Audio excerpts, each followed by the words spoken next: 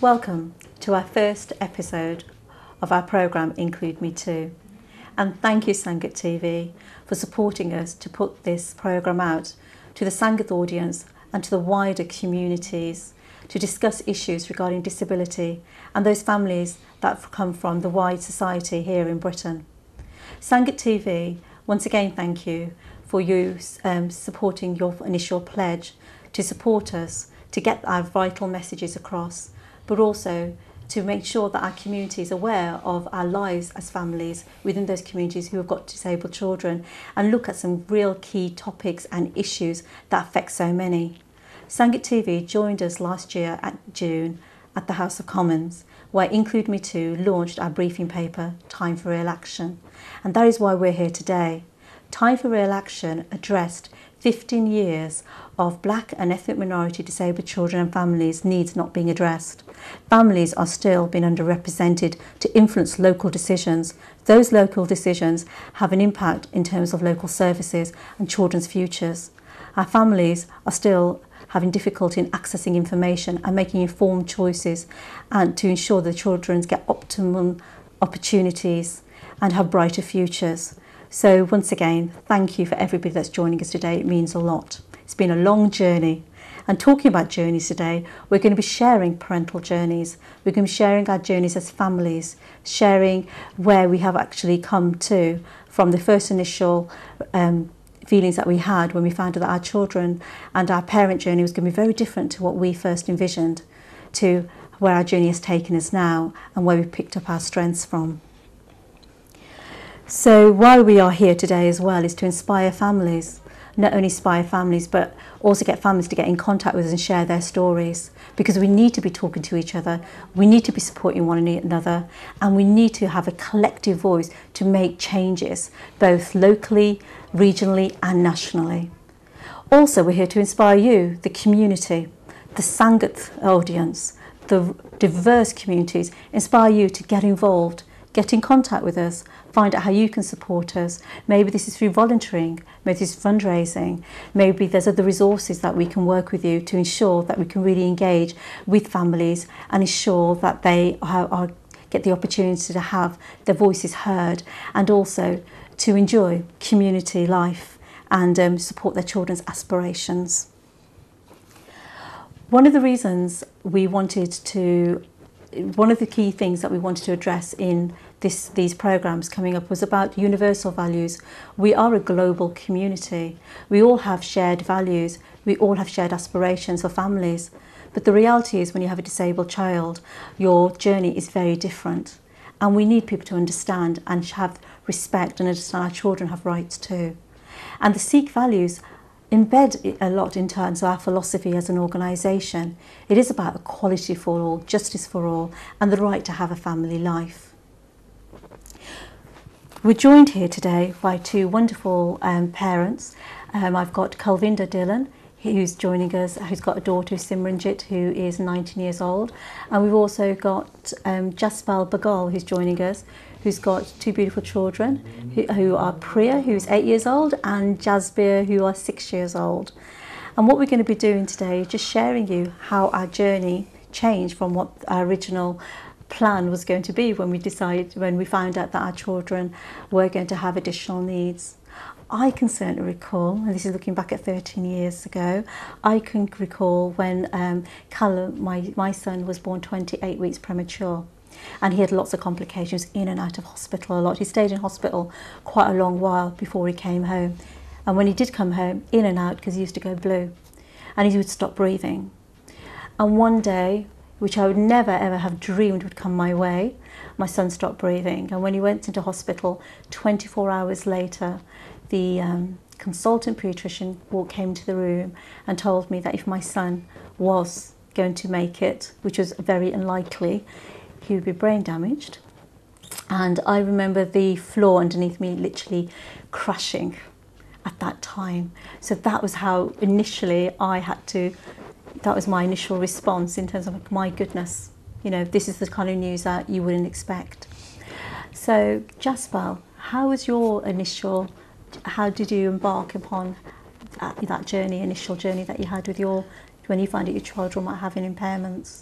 It was really shocking. When I had my daughter Priya, and she was born okay, she was normal child. When after a week, when they done the newborn hearing screening and they find she couldn't hear nothing, then they done a couple of more tests, which she failed again, and they send her to the hospital, which they gave anesthetic and done the hearing test again, so they can they can get the proper results. So on that day, when we find out she is going to be a deaf child, she can't able to hear nothing, but after that they suggested to put her hearing aid so she can hear all the sounds. But when she grew older, like 2 years old, she wasn't having no benefit from the hearing aids, and then they said it could be have to have her cochlear implant.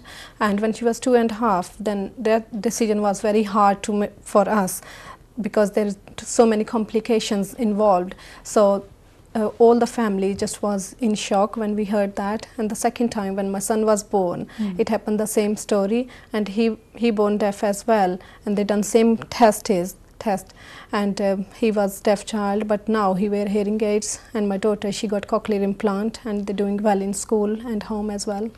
Thank you, Jaspal, for sharing your initial thoughts and in terms of your experience when you found out your children were having impairments. Thank you for that. And Kulvinder, I know that you went also had some experiences with your daughter from when she was born.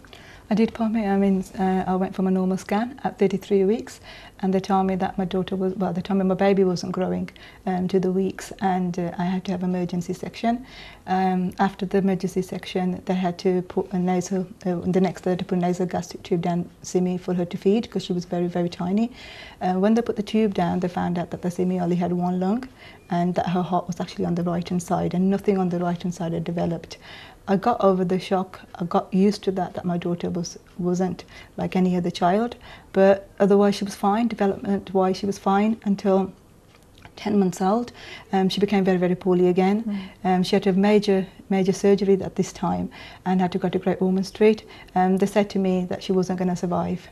After this surgery, they had to replant her pulmonary artery. But they said that if she did survive, she wouldn't know who her parents are, she wouldn't talk, she wouldn't walk. The consultant's words were to me was that she'd be a Cabbage Patch doll. That would be how she would be. She wouldn't know who we are, she wouldn't be able to walk or talk, she wouldn't know anything. And he was saying, well, is that worth it? Because obviously Simi was on a ventilator and they wanted to turn Simi's machines off. But for me, it didn't bother me at that time. I didn't care what it was. I wanted my daughter, and my prayers were that I just wanted her to survive. I would do Seva, I would look after her in any way I had to look after her. I just wanted her to get through this, and all I kept on praying to Babaji was, please, please don't take her away from me now. And she's 19 years old now, which is fantastic. Yeah. I know one of the other areas has been is that our children also have the right, I know as families, we want our children to still have their cultural experience, be part of their community, and also understand their heritage. And I know, Jaspal, that you have come across, you've created a solution to ensure that happens for your children. Do you want to share that? Yeah, and because my children, because they're deaf, they need signing as well, and they're also learning Punjabi in Gurdwara. So I go in their class. So I told the teacher they need sport because they can't do the sign language. So I have to tell them by signing, by giving the English word, what is the Punjabi meaning is. So at that time they're learning 3 languages, signing and Punjabi and English. So they're doing really well. Yes. And I'm also learning sign language. I done level 1 last year, and this year I'm doing level 2. If my children wasn't deaf, I wouldn't be able to learn because I'm just learning because of them. So they give me more strength and a chance to learn the sign language as well. Fantastic, because like you just said, it might have been something you never would have done before. No. And I know earlier we were talking beforehand about the differences in sign language. We've got British Sign Language which is used, different. But there's some differences in the words that are used in Punjabi. So even with sign language, there's so many variations in terms of which country you're from, etc. as well. I mean, that is absolutely fantastic. And that I just wanted to ask you as well was, have you managed to spare any of your family and friends on to learn sign language? Yes, all the family members, they do little signing, but not like proper way. But if the children learn from school new word, like with signing, because they're speech is not clear, so we can't like understand properly. Then I say, my daughter, can you do sign to me? Then she signed to me, then I make it proper words so she can understand better. So that feel very happy. So they're learning a lot of things. Yes. You are absolutely remarkable, Jaspal, in fact that you've not only learned to sign yourself, and you're doing level 2 now, and I know you were saying that is something that you never would have ever dreamt that you would have been able to do. So certainly you've been a strength for your children, but also you inspired your family and friends to also learn to sign, so that your children, the people that they love, the people that they are surrounded with themselves, can communicate with them effectively. Now, if there was a message that you could give to parents of deaf children in our communities, why it's so important for them to sign, what would that message be? My message is just like that. If you got deaf children or older people, it's just a little bit different, because by that time they made their speech. Because when it's a deaf child in your house, you need to learn them everything, every little word, because they can't hear nothing. So sign language is very important. As like when they wear a hearing aid or implant, if in chance the battery doesn't work properly, you just keep talking to them, but they can't hear, so you have to do sign. It's like prayer, wake up, it's time to go to school, because in the bed they can't hear you talking. And same in the bath, it's bath time, you have to take the cochlear implant or hearing aid down, so you can't take them in the bath or things like that. And you can say it's a hot water, be careful, so they don't get hurt. And same at outside, when they're in the park or walking on the path, like in the traffic sound, they don't know, they have no idea what's the danger around them. Maybe the dog running, they can't they can see but they can't hear them, so you have to make sure they are safe out and about as well. Okay, fantastic. Fantastic. That's a very key message as well. It's not only so you can support your children's learning, but it's also to make sure that they're safe as well. They're safe as well, yes. Thank you, Jaspal. And I know, Kulvinder, that you've got a story to share as well in terms of the experience you had within the community, and it's so important, hence this programme as well, is to really get people to start talking about disability so people can have a bit better understanding. Well, mine was really difficult, because when I used to take Simi outside, she had an oxygen cylinder next to her, she had an oxygen tube, she had a nasal gastric tube to feed her, so obviously people could see that she had a problem, and she obviously she couldn't talk when she was Simi was 5, before she even learned to say mom, and people used to always ask me, I went to the Gurdwara, if I went to the mother and toddler group, if I went to shopping, what's wrong with your daughter, why she got tubes, why is she like this? It's difficult for a mom to keep on explaining every time why her daughter is poorly, because every time you explain it, you feel like a failure. You think, oh, is it something, are they judging me? Is it something I've done wrong? Is it something that I had done that's caused my daughter to be like this? And I think obviously then I came and met you at the Include Me Too, Parmi, and it was just fantastic to be part of that, to be able to make people aware of children with disabilities. With Simi is unique, because there was no name for the condition. I couldn't say what was wrong with my daughter. I just had to keep on explaining all the time back to when she was born and what went wrong. And I remember when we first initially met, one of the key areas was about the Gurdwara as well. It was about, once again, very inquisitive people asking you about your daughter's needs, weren't they? Yeah, they always like kept saying, well, why has she got a tube, why is she like this? All I could say was, well, Babaji's given her to me. I don't know. I don't know what went wrong, what happened.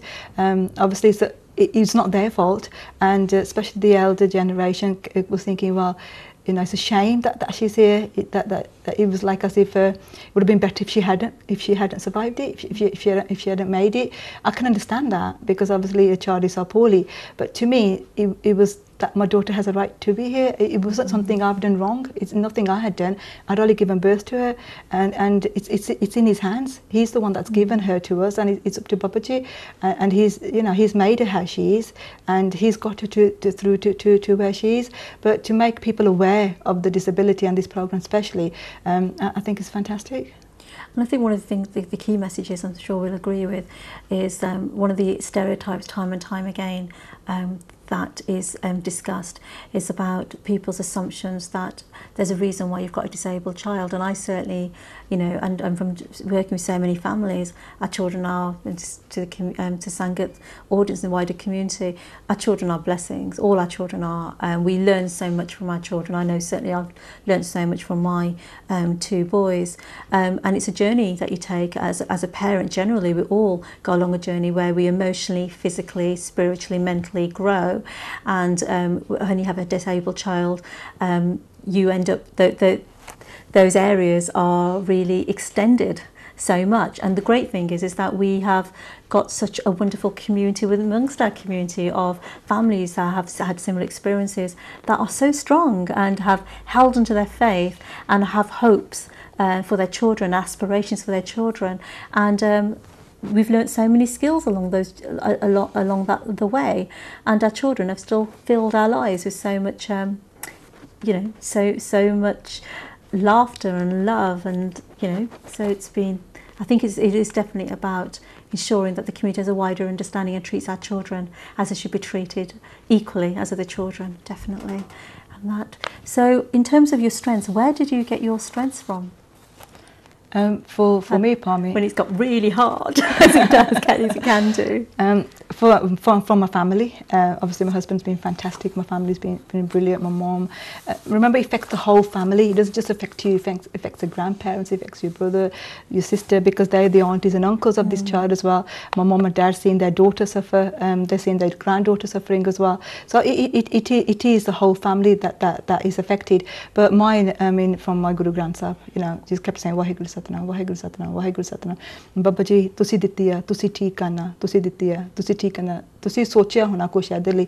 I'm proud that ਤੁਸੀਂ ਮੈਨੂੰ choose ਕੀਤਾ to give birth to this daughter, to this special child that I can do seva to. I was blessed to have her, and she's brought so much happiness into our lives. I mean, she's just fantastic.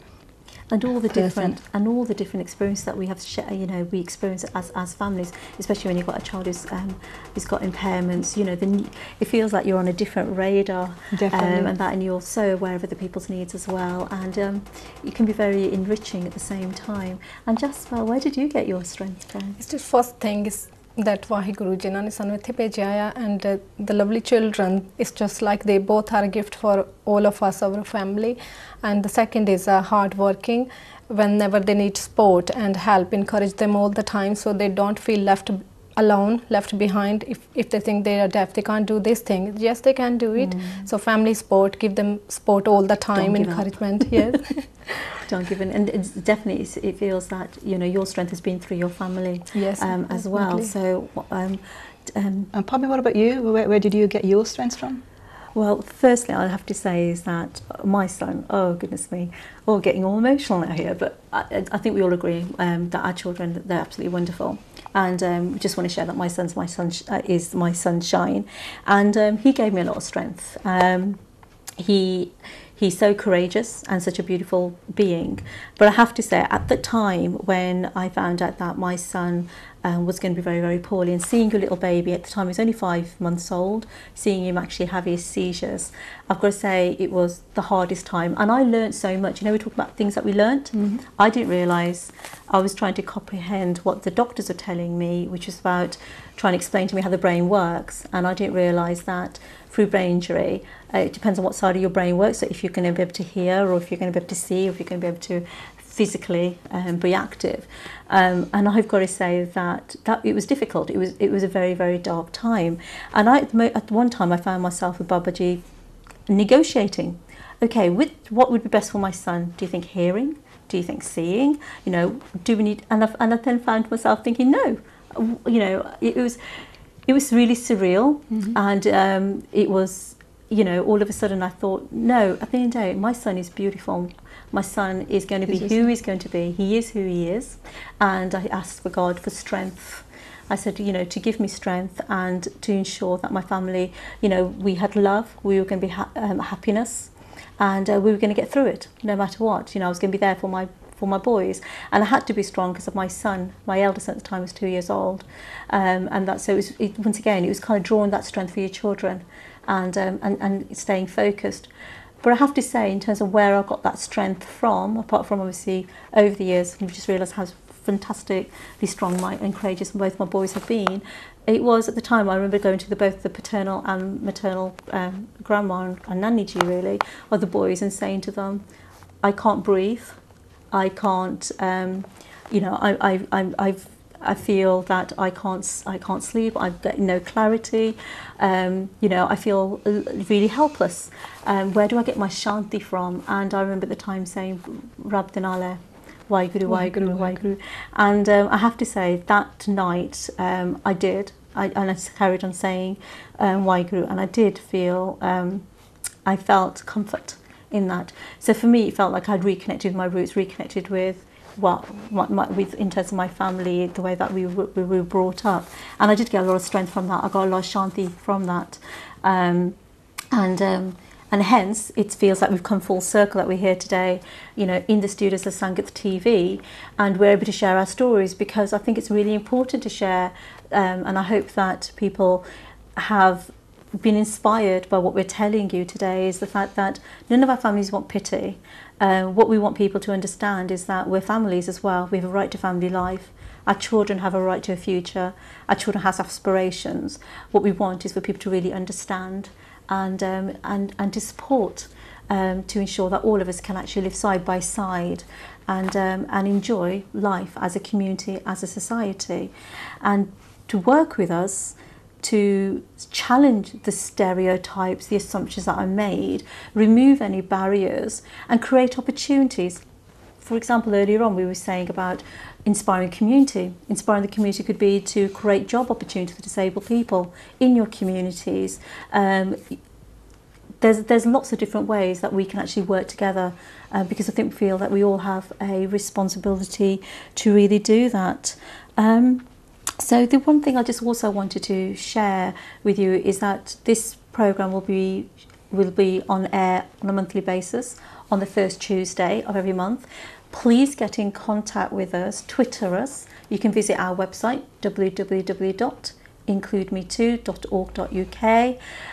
Do get in contact with us, share your stories, tell us how you felt about today, and you know, and thank you so much to both Kulvinder and Jaspal joining me. Oh, you're not off the hook yet. I'm just going to ask you one more question, but thank you all the same. And what we're hoping to do in covering the programmes ahead is we're going to be looking at some fathers with disabled children, looking at issues regarding deaf children, particularly at the moment when local authorities are cutting local authorities' funding, and we are supporting the National Deaf Children's Society in their campaign, Stolen Our Futures, and we'll be covering that in the programmes to come, because it's vital that every child has the opportunity to have the support and resources to ensure they can learn and reach their full potential.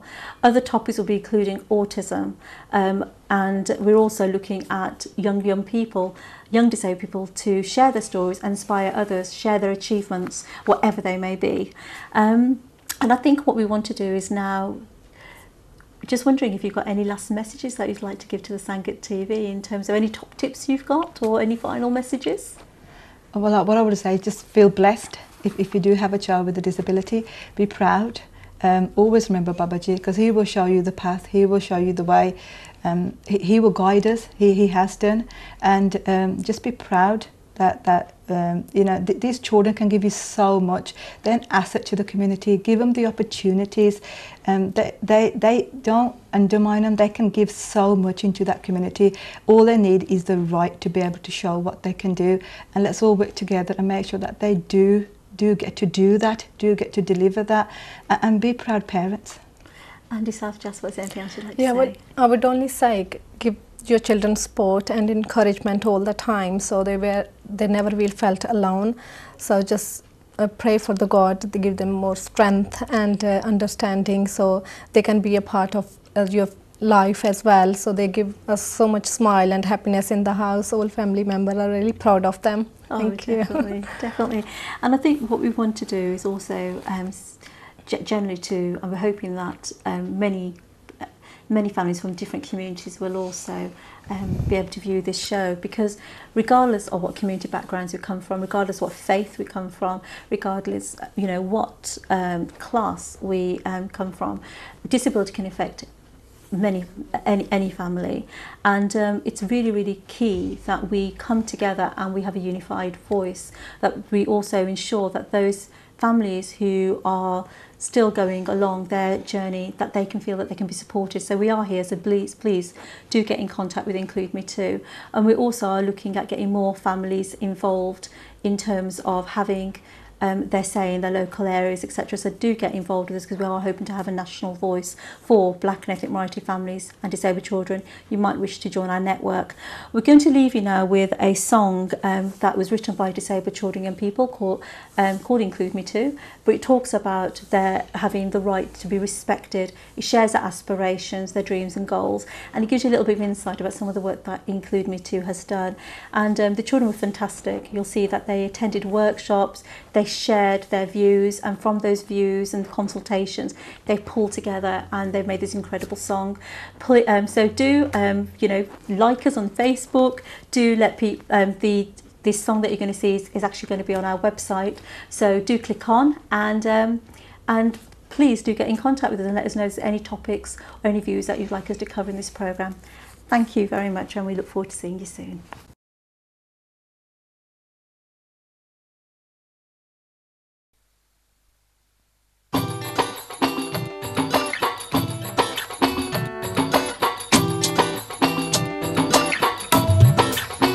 Oh, I just want more place to go, more things to do, so I can be myself. Don't wanna be misunderstood. Take a closer look. There's so much to me that you don't see. Too quick to judge what I can do. My family, my culture matters too. I can be what I want to be. Encourage friends, we all can be happy. Show me respect, I'm your equal.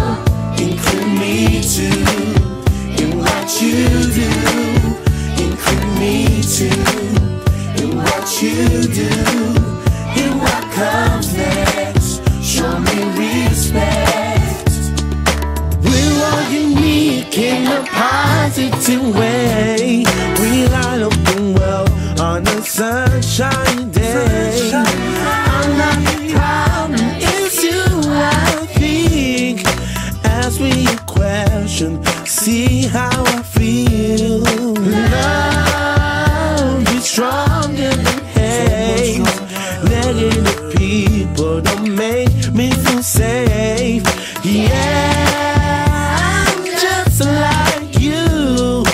I'll go to school, I'm not a fool. Show me respect, I'm your equal. Include me too in what you do. Include me too in what you do. In what comes next, show me respect. Freedom of choice is what I want. Doing things that others do.